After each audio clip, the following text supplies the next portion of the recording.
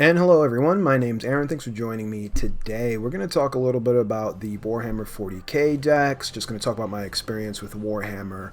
I play a little bit of Warhammer. I really like painting miniatures. I'm not like super big on the lore. I've read up on a lot of the beats here, but I play Necrons. Here's a little Doom Scythe I painted. I think it's pretty neat. I got my Necron Codex. It's actually like within arm's reach right here. Paid way too much for this book that allows me to just play the game. I haven't actually played a game of Warhammer 40k yet, but I have like 1,000 points of a Necron army, and so of course like I'm over the moon to hear that it was coming to Magic the Gathering, and then they come out real soon also. So I'm just going to talk about my favorite cards from the set. I'm not doing a traditional deck tech for these decks because I don't think I'm going to particularly build them, because every single card in there is like uniquely Warhammer themed, and taking it apart feels wrong in a way that I'm not particularly good at explaining why, but it just feels really wrong taking those decks apart. So I think what I'm going to end up doing is like a couple, I think absolutely Necrons and Tyranids I'm probably going to get doubles of, and I'm going to take those apart and put those pieces into other decks. Because there's a lot of really good synergistic pieces in there, but there's a lot of really cool cards in this set, and I'm going to talk about them here. Just talk about my favorite ones specifically, so if you want some proper card evaluation, go somewhere else. I don't know what to say. I'm bad at this game. But the first one I want to talk about here is the Ultramarines Honor Guard. It's a creature, Astartes Warrior. It's a 2/2, and it has Squad 2, and everything's kicker and horsemanship. That's the joke the internet makes, but this one's literally almost actually... Squad is almost literally kicker, because you get to pay the squad cost as an additional cost to cast a spell. You may pay 2 any number of times, and when it enters the battlefield, create that many tokens that are copies of it, and other creatures you control get +1/+1. And I really like this card because it's just an instant board, and it's a lord, and when you make the copies, they all like anthem each other, and you can just... It's a good board wipe recovery. It's a good way to break parity. It's a good way to make your dudes... It's win more. It's recover. It's shockingly flexible. And another thing that I just personally like about Squad is you can just counter the spell and you don't get the tokens, because like kicker is particularly hard to interact with on the stacks. So if I see this across the table from me, I know I can just counter it, or it's pretty cool. It's a really smart design, and I love it because it's really simple and it's flexible and it can do a lot of things. Next we have is the Space Marine Scout. It's 2 and a white for a 2/1 Astartes Scout. It has first strike vigilance, and when it enters the battlefield, if an opponent controls more lands than you, then you may search your library for a plains card, put it on the battlefield tapped, and then shuffle. And basically what that is that's white ramp, and that's kind of how Wizards of the Coast has been giving white ramp. And this kind of mana effect would usually be printed at like 4 or 5, so seeing it kind of get aggressively costed down like this is really exciting. It's a decent body too, and especially like in things like colors like white that give a lot of anthems, give a lot of 1/1 counters. It could be relevant, and I'm not putting this particularly in any decks. I don't play a lot of white in Commander, but I think it's good for the white players to give them something as aggressively costed like this in a decent body. And then there's Vexillus Praetor, Flash, Vigilance, and has Aegis of the Emperor. Commanders you control have protection from everything, and everything's very relevant, because that survives, it can't be damaged, enchanted, blocked, targeted. That's how you remember what protection does. It's debt. It spells debt. And just any sort of white Voltron strategy is probably going to want this card, or at least attempt to make room for it. I definitely want it in something like, say, Sir Gwyn, because it doesn't... everything is all colors, or actually everything's just everything. So from players, it can't be blocked. It's going to absolutely... you Voltron up your commander if you have any sort of Voltron deck. I had a Sir Gwyn deck for a long time.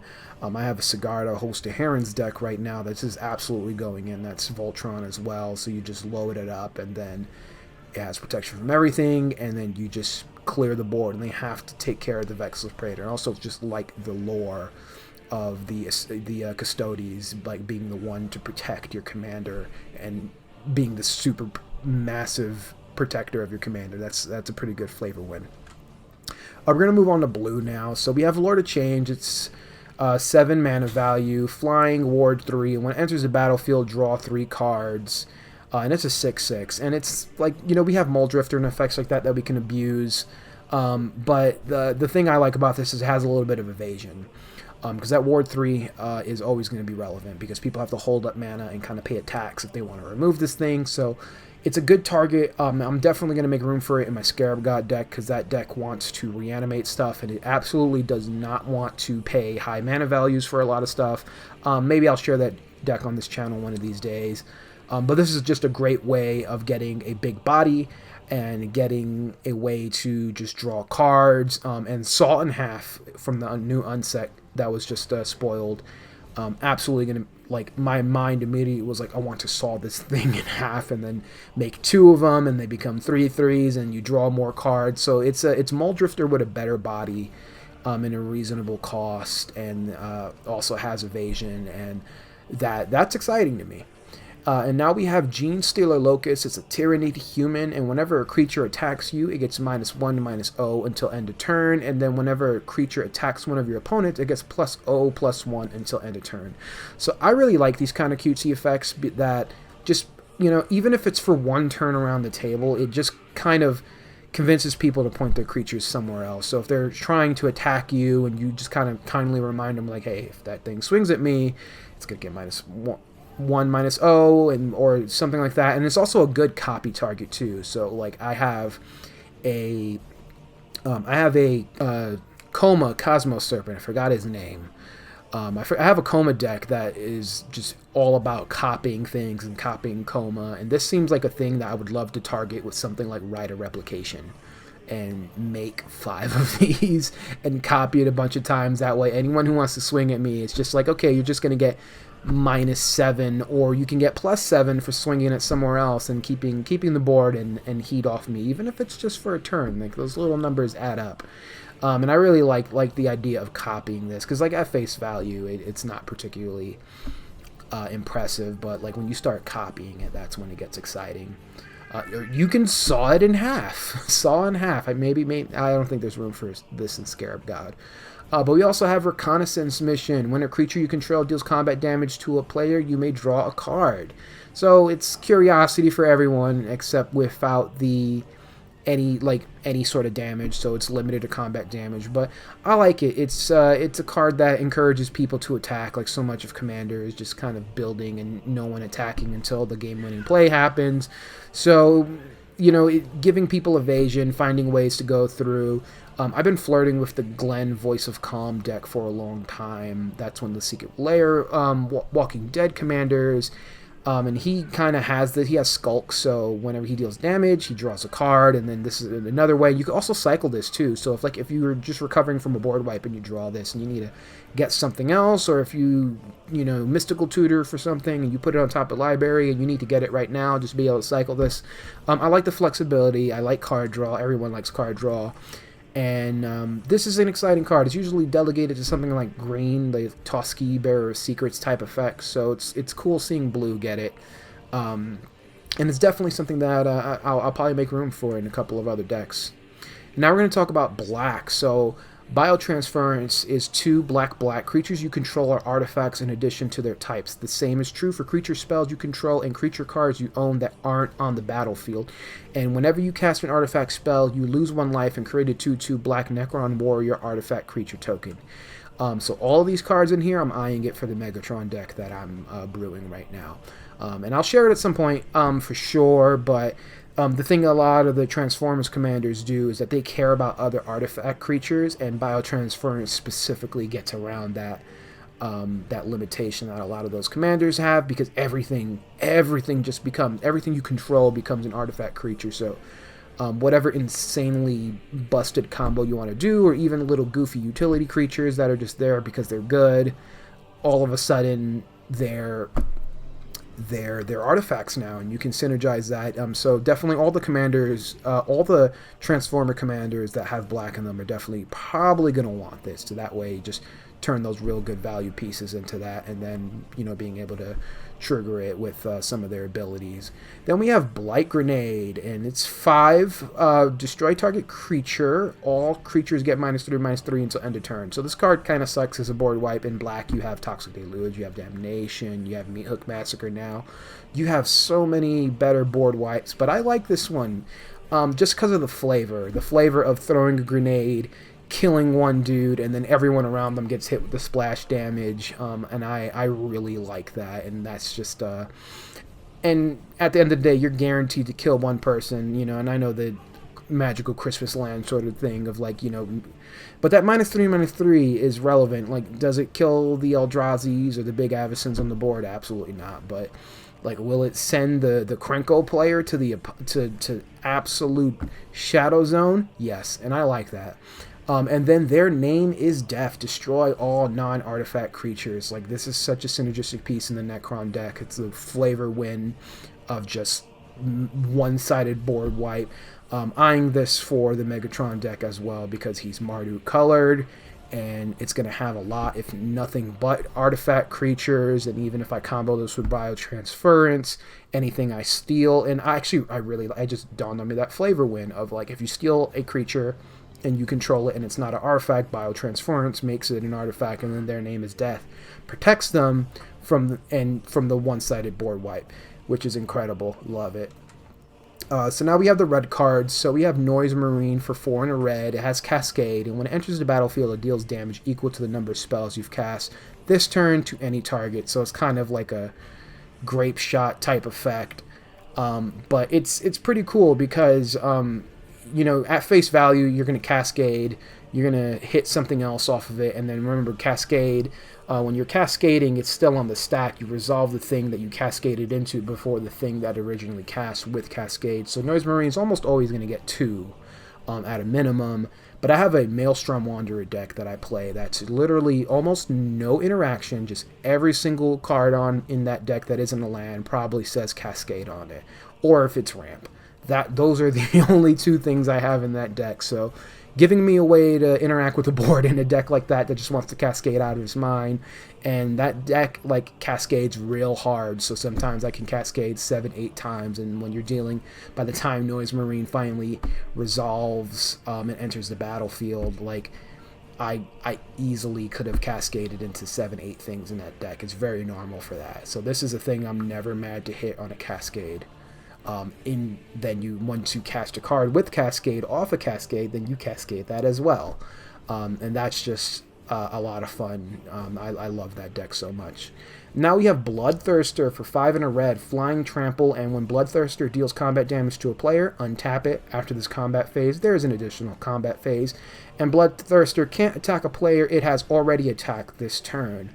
So I love me some extra combats. I play a lot of turn sideways stompy decks and a lot of Gruul decks. I have a Godzilla, King of the Monsters. I might make room for this in Zangief because I like turning my creatures sideways. I like getting extra combat. And in a game like Commander where everything, like, there's so many combos and things like that, and you already put yourself at a disadvantage as you're trying to win through creature strategies, taking as many extra combat steps like closes that gap significantly, and this encourages you to hit everyone also, because you could just you can't just hit one person and hit them. I'm sure there's probably ways to blink it to reset its memory to be able to hit someone multiple times in a row until they're dead, but then if you have any effects where things are doubling on attack triggers and things like that, and when I say attack triggers, I also definitely want to put this in my Wolfgar of Icewind Dale deck for sure, because he's all about taking extra combats and cheating Eldrazi out and hitting people with double Annihilator triggers. And the thing about having multiple combat steps is that double Annihilator triggers becomes a quadruple Annihilator trigger, and when someone has to resolve like Annihilator 16, they're probably dead. And then we have Seeker of Slanesh. It has haste. Each opponent must attack with at least one creature each combat if able. So I like this effect specifically. I'll be honest, I don't like goad decks that are just like goad everyone, and that's all they do. So I like this because it kind of forces people to do something. And it doesn't have the protection that goad does, so it's just it forces everyone to attack. So especially like during those moments in Commander where everyone has a big board and no one wants to attack each other, it's like, okay, well, you have to swing with something, even if it's your smallest guy. Like it just tips the scale and pushes the game closer to a close, even if it's just a small thing. And who knows, that small creature can be just this the inciting event it needs to start the close of the game, and I just really like that card. Now we have the green cards, and green's my favorite color in Magic. Sorry, I chew with my mouth open, but a lot of those cards from the Tyranid deck, that's the only deck with green in it, look really sweet. So we have Biophagus, which is a creature, humanoid, Tyranid wizard. It has genomic enhancement. I'm pretty sure I pronounced that wrong, but each add 1 mana of any color, and if that mana is spent to cast a creature spell, that creature enters the battlefield with an additional 1/1 counter on it. It's a very simple card. It's ramp and it's counters. And I have a Vorinclex Monstrous Raider deck that absolutely wants this. It's all about doubling counters with Hardened Scales, with Vorinclex, with Doubling Season, with Pure Imaginary, Imaginative Rascal, but just getting as many counter strategies as possible, and just being insanely aggressive with the 1/1 counters, and getting the board as tall and fast as possible. And it's ramp, and it just is a perfect synergistic piece for that deck. And I will share that deck on this channel for sure. We have Toxicrene, which has reach and death touch. It's 3 and a green, and it has Hypertoxic Miasma. All lands have add 1 mana of any color and lose all other abilities. So I absolutely love the design on this card. I love the design on it because it's effectively a green Blood Moon, but it's not as oppressive as Blood Moon is. It doesn't lock people out of it, but it shuts down problematic lands. It shuts down Cabal Coffers. It shuts down Urborg. It shuts down the Gaia's Cradles. It shuts down so much other stuff. And the thing about in the game of Commander is people kind of get a little touchy when you start blowing lands up, which is understandable, right? Because it's kind of this weird, like, unwritten rule, like don't tack hands and lands, right?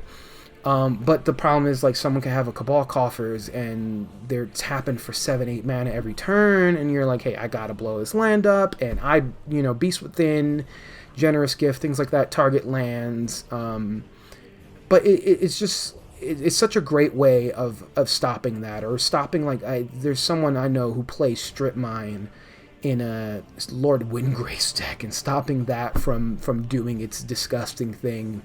And it's also a creature, so it's easy to interact with this. If you're running the lands deck and you see this thing and you're playing Omnath or whatever lands commander, then sorry, you gotta waste a Swords to Plowshare on this because I'm trying to stop your Field of the Dead or every other dumb land that has this really nasty effect on the game that warps it. It just turns us off, but it also gives everyone the colors they need. So it's kind of like I'm not taking away your color fixing, but I am taking away your massive advantage that you have, and I absolutely love that.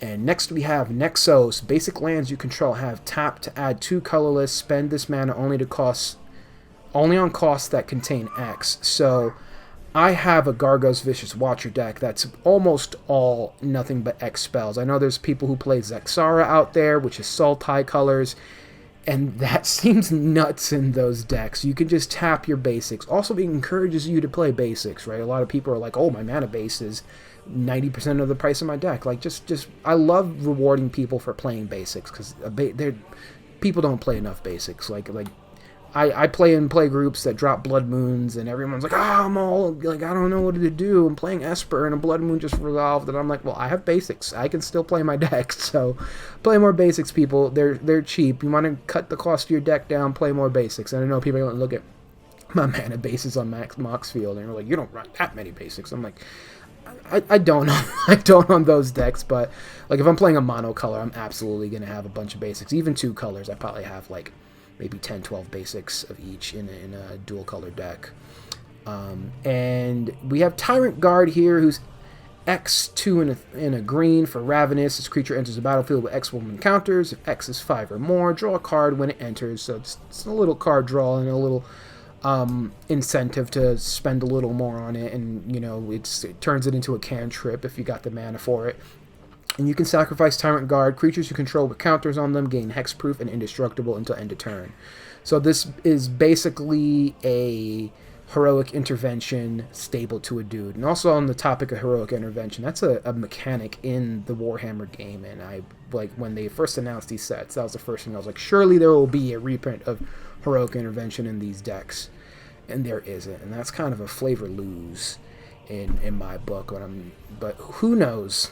But this seems really cool because the thing about effects like that being built on a body is that means they're recurable, right? Like even if I just cast this thing for 3 and I have a great henge or something that's giving counters, a loyal guardian or anything like that, then I instant speed just have a heroic intervention on the board, right? And it's not like I don't have to hold up mana for that effect. All I need to do is put a counter on it. I could even cast it with Biophagus and put it in there, and it seems really cool. And the thing about abilities being stapled on the body, you could recur it. You could put this in like a Madreltha deck if you have enough counter synergies to justify it and bring it back. I think that's probably some sort of really nasty lope with Mikaeus and Undying and this thing, now that I think about it. And I have a Madreltha deck that can probably absolutely abuse that. But there's a lot of cool stuff you could do with this card, and it's just so simple, the way it reads and the amount of busted things you can do with it. It's really high. Next, we have probably just easily, I'm not going to build this deck, but this is a commander I'm excited to see across the table, which is Belkalor the Dark Master, 3 and a Grixis. It's flying, Prince of Chaos. When Belkalor the Dark Master enters the battlefield, you draw X cards and you lose X life, where X is the number of demons you control. And when another demon enters the battlefield under your control, it deals damage equal to its power to any target. So that's a Terror of the Peaks effect. And you also draw cards based on your demons. This is Demon Tribal, and I'm not sure if there's a official Demon Tribal commander, but this incentivizes you to play that.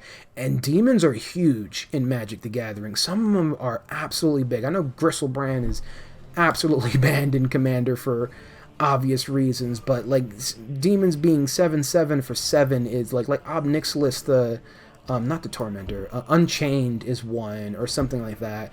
And just encouraging people to play these big 7 mana black spells. And it's playing them outside of decks like Kalia the Vast also. Like, I love encouraging people to play big caustic cards in colors that traditionally don't want to do that kind of thing. And you also have the Reanimator package. You have black in there, so you can absolutely animate dead, cheat out your big demon, and go to town, and that sounds like a good time. So now we have Death Leaper, Terror Weapon. It's 2 and a Gruul. It's a legendary creature, Tyrannid, Flash, Haste. And creatures you control that enter the battlefield this turn have double strike. So it requires a lot of steps, but I really like this deck specifically because I have the Wolfgar of Icewind Dale deck, and that deck's all about setting up a elaborate machine to cheat Eldrazi and cheat big caustic cards in there, and then cheat them in with Sneak Attack, with Elvish Piper, with Monster Manual, things like that, or even just hard casting them. Like, that deck has a ton of ramp. I could just cast them for 10 if I really wanted to. And then cheating them out there, and then now I'm giving them double strike. It's a cool payoff. It's not the best card there. It's probably a really hard build around if I wanted to make this a commander, but there's a bunch of decks that I can easily imagine, and I'm sure there's probably some token strategy. Like, I'm sure you can do something like Reflection of Kiki-Jiki to make the token enters the battlefield and the token becomes dangerous. There's a lot of fun stuff you can do with this card, or Kiki-Jiki himself, just make a copy, or if Kiki-Jiki, you're probably going infinite anyway, so not that Kiki-Jiki, because you're probably ending the game with a combo. And then we have Shadow in the Warp, and I love this because the first creature spell you cast each turn costs 2 mana less to cast, and whenever an opponent casts their first non-creature spell each turn, Shadow in the Warp deals 2 damage to that player. So I just like this because I have a lot of green stompy decks that have so many, or Gruul stompy decks specifically, that have such a high creature count in them, and just punishing the table for not playing creatures or whatever. Like, it also stops people from doing let me see, the cast their first, so it doesn't stop people from comboing off. But the Ruik Thar decks, I don't have a Ruik Thar deck, but that's as green stompy or Gruul stompy as it gets. The Ruik Thar decks definitely want this, because that just means Ruik Thar is going to be hitting even harder, and then it has a Ruik Thar type effect in this enchantment. And that just sounds like a lot of fun, and it's an easy way to get people to hesitate too if they want to do something on your turn. You know, maybe they won't do that vampiric tutor on your end step. They don't want to lose a life from this thing punching them in the face, and also they're vampiric tutoring and punching themselves in the face that way. So yeah, like just it's a good color pie win also, just having Gruul have this effect. And lastly, I'm going to talk about some of the artifacts that stand out from this. So the first one's the Golden Throne. It's a 4-mana artifact, legendary, and it has arcane life support. If you would lose the game, instead exile the Golden Throne and your life total becomes 1. It also has the more relevant ability, 1,000 souls die every day. Sacrifice a creature and you add 3 mana in any combination of colors. So, one, this is a pretty balanced artifact as opposed to something like a Phyrexian Altar where you could just, you know, go infinite. So you have to do this once a turn, but you're getting 3 mana.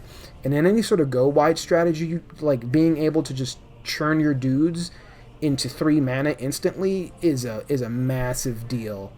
And then that first ability, the Arcane Life Support, you never know when that's going to be relevant, so it might encourage people to blow it up or something like that. But it's a good way to hang in there, because especially on those games where you're just like, oh man, if I would have untapped, you all would have been dead.